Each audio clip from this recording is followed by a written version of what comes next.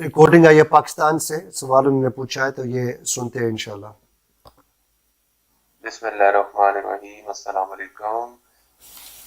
मेरा नाम उस्मान है सर, मैं लाहौर पाकिस्तान से बात कर रहा हूँ। उमर गजाली साहिब से राब्ते में भी रहते हैं, उस्ताद भी हैं, रहनुमाई भी फरमाते हैं।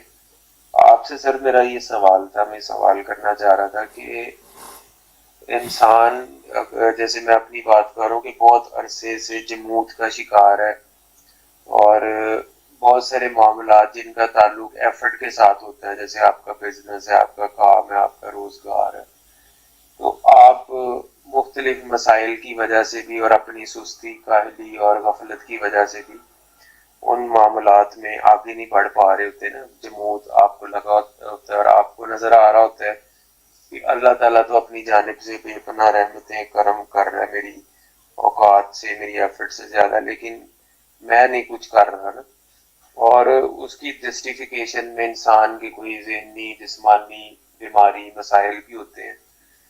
इस सूरत में इंसान अपने आप को बंद गली में फील करता है, गिल्ट का शिकार होता है कि मैं नहीं कुछ कर रहा, यानी अब खुद पे गुस्सा आता है, खुद के अंदर खुद से नफरत होती है, और इंसान मतलब आगे नहीं बढ़ पा रहा होता, ना दुनियावी लेवल में, ना दीन में, ना अल्लाह ताला की कुर्बत में।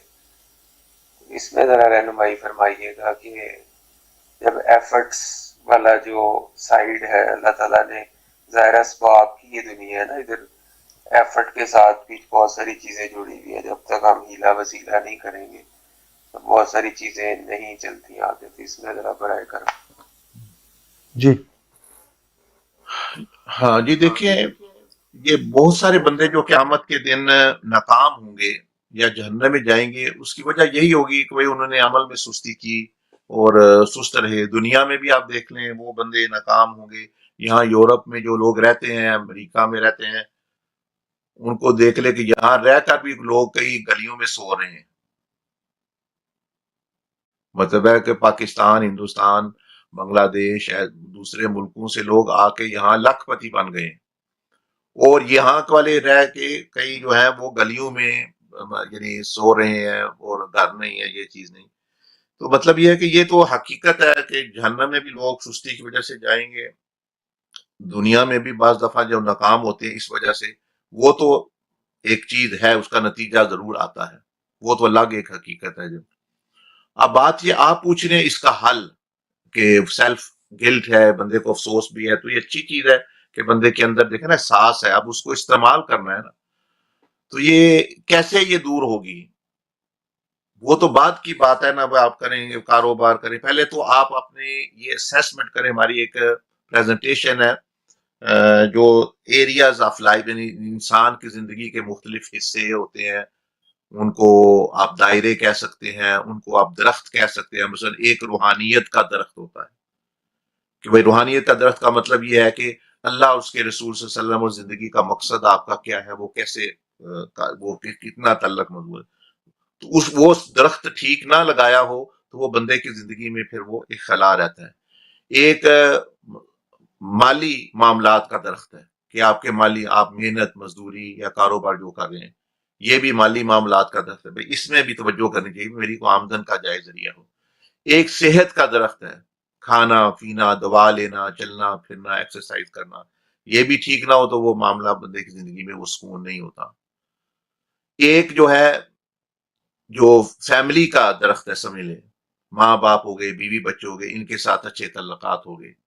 एक जो है, अपनी जात पर की नशो नमा के लिए, मसलन कोई आप कोर्स करते हैं, कोई स्किल सीखते हैं, कोई और अपने आप को बढ़ाने के लिए, अपनी जहनी कैफियत को, रूहानी या यानी कैफियत और नशो नुमा के लिए करते हैं, वो भी एक तरफ तक भी अपनी जात पर भी आपने लगाएंगे कुछ, तो वो फिर अच्छा रिजल्ट अपना देगा। इसी तरह एक दरख्त है आमतुन्नास, मखलूक के साथ तल्लकात, वो कैसे अच्छे हो जाएं, उसमें एक है कि खिदमत का दरख्त, यानी आपको तो अल्लाह पाक ने, जैसे आप फरमा रहे, दिया आप लोगों को, अल्लाह की मखलूक को, या अल्लाह को वापस क्या दे रहे हैं आप।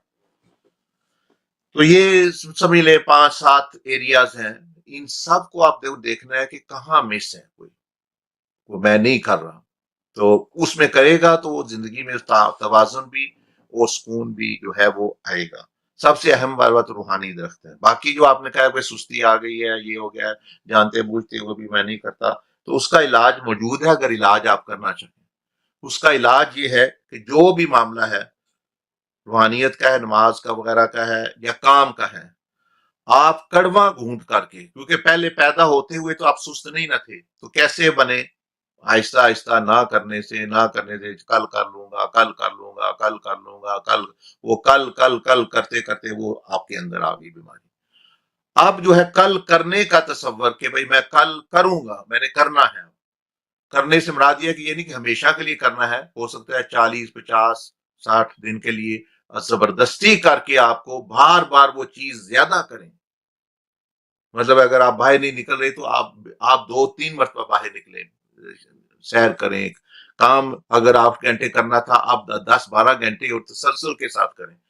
ये फिर आप करेंगे बार बार, तो वो आपके सबकॉन्शियस माइंड में फिर जो है, इसको मैं अक्सर बयान करता रहता हूँ, लाशऊर में वो सुस्ती निकल आएगी और चुस्ती आ जाएगी और आप सारी जिंदगी उससे फायदा उठा सकते हैं।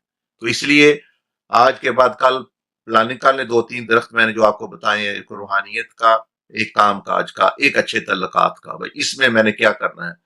और कड़वा गूंठ समझ के, दिल कर रहा है नहीं कर रहा, इलाज करना है ना। दवाई तो मीठी नहीं होती, हर हर दवा तो मीठी नहीं होती, मजेदार नहीं होती, लेकिन आपका मसला हल हो जाएगा। मसला ये है कि वो आपका जो सॉफ्टवेयर है उसको अपडेट की जरूरत है, वो पुराना हो गया है, वो सुस्त हो गया है।